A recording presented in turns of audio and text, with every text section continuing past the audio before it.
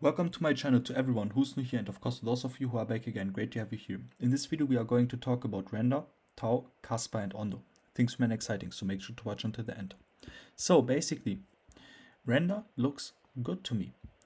We have here our breakout of the falling wedge in bright blue,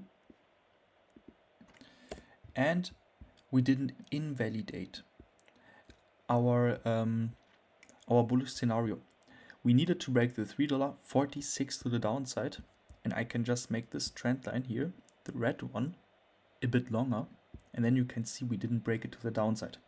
Not yet. I don't want to say that we are going to do it, but since we are close to it, the chance is also, it got higher. So basically, what I would say is very close to each other. Those two key levels. If we break the $3.46 to the downside, then Render looks short to me. If we break $3.53 to the upside, Render looks long to me. I already took a Render long position because we are on good support. I just took a small long position and I'm going to double it up once we break the $3.53 to the upside. That gives me also more confidence to increase my position size in the future even more. So what changed in our analysis? We had here our falling wedge, here was the breakout point, here was the retest point, and now we have gotten in lower low. So I have to put that to the low, and the new target is going to be $4.02. So I can make this trend line longer. Once we break the $4.08 to the upside, it would be very positive, because then we would actually break that downtrend to the upside, and then I would say even $5 to $5.20 is going to be the target. Yeah, but we first have to see if the $3.46 even holds. If not, then $3.26 is still on the chart because we have their fair value gaps. And if we are very bearish, we can even go for $2.40. I don't see it at the moment, but still keep that in mind. That once we break here to the downside, it would also mean that Bitcoin, Ethereum, XRP, Solana, all the coins are also, they should break to the downside simultaneously. As some coins are going to break out a bit slowly, a bit faster, not a big deal. But in the end of the day, if Bitcoin is going to sell off a huge amount, yeah, we have the breakout point at 112,000 US dollar for Bitcoin, then not only one of the best support trend lines breaks to the downside, also a rising wedge should get activated, and that would get Bitcoin to 83,000, 85,000. That's what the chart pattern telling me. We have also talked about that in the Bitcoin update, that we might even see support earlier because we are in a bullish cycle. Yeah, we don't have to sell off into the maximum bearish target. But that would mean if Bitcoin even goes to, let's assume, 100,000 US dollar, this should happen for Render. I don't see it that at the moment. I don't expect that at the moment. The chance is higher now because we are close for a break to the downside, but we still have that kind of price movement. The thing is that once we sell off too much, people want to short, and they short too early. And it might be even possible that those who go into a short position right now are going to get forced into a liquidation. And that would also push the market more up. So let's talk quick about TAO. Here, nothing changed. Breakout was here. Position size increasement at $3.55. We have also said that we can sell off there.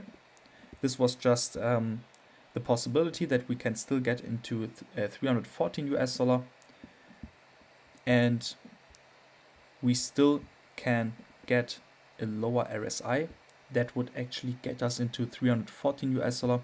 Then we would have also a bullish divergence and can start our rally from down here at 314 US dollar. Still possible. I would say For that we have to go into the 50 minutes time frame. I would say that once we break the 342 US dollar to the upside, then we can actually see some good upside potential. And maybe the correction is then done and we can be happy about higher prices and getting into our target of the falling wedge, which is including the resistance at 404 US dollar. Now let's switch into the 1 hour time frame.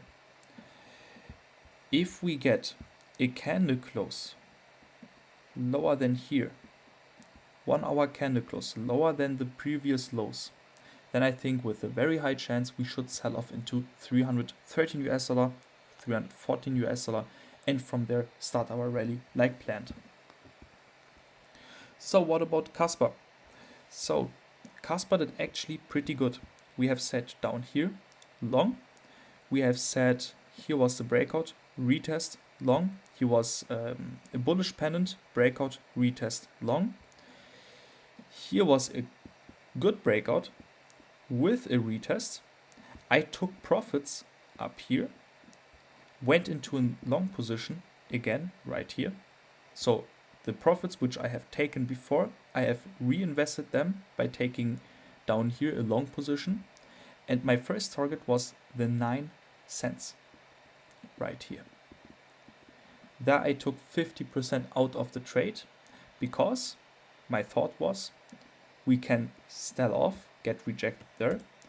Also my other thought was if we break here to the upside and we retested it, then I'm not going to double up my position size. I'm even going to put 3 or 4 times of my position size because I already took profits. Why should I take 50% out of the trade just to reinvest the same 50% down here? So basically there I could actually, because I took profits already and my average price would be then somewhere here, then I could actually do a high speculative and high leverage position into the the 9.4 cents to 9.8 cents. I've also told you that Kaspa has a very good setup to trade, a very good setup to be very profitable, but we had to break to the upside like a streak without getting many pullbacks. So we have seen it already. First breakout, second breakout right here, third breakout here, fourth breakout here. If that would have got continued with 9 cents, with 9.4 cents, and then up to 10 cents, then here was it. Like I made a good trade, but this would be brutal. So basically we didn't get that, kind of sad, but not a big deal. So far I don't see any kind of chart pattern beside our falling wedge, which we already broke to the upside. The only issue now is, let's say not issue, but the only change is that I have to put that down here to the lowest point. This is going to change our target a bit. So our target here was before at 9.8 cents. Now it moves to 9.7 cents. Right here, 9.7 cents for Kaspa. This target is still ongoing. I would say we are going to invalidate it. And we are very close to it. I will just steal the trend line from the bullish pennant. So, like this. If we get a sustainable breakout, lower than 8.47 cents, then I would say my bullish scenario is gone and we can go for the fair value gaps, which reaches even prices down to 7.5 cents. And we also have here at round about 7 cents another huge fair value gap.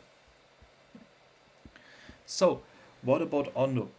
So for ONDO it was kinda tricky without being tricky. So we have said that once we break the 92.7 cents to the upside, then we can take a long position a bit earlier before we even see the breakout here. And we haven't seen the breakout. But for that, I actually wanted, and that's what I drew here. So let me just make this green trend line a bit longer. What I wanted to see is getting from here a pullback into the fair value gaps, because those fair value gaps kind of scared me off of getting into a long position. Then I wanted to see the breakout over the green trend line and the retest of the green trend line. Then I would have said, okay, I can go into a long position earlier than the breakout. Didn't happen.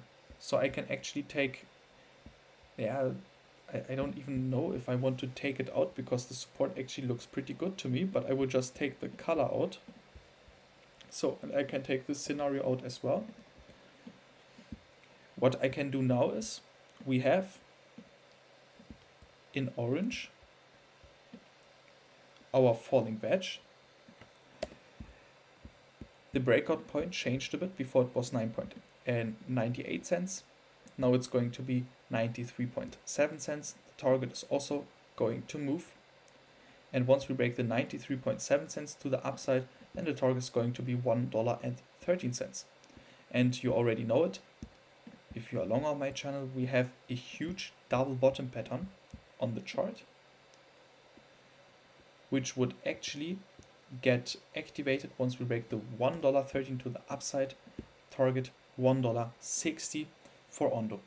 So with that said, we see each other tomorrow in the next update.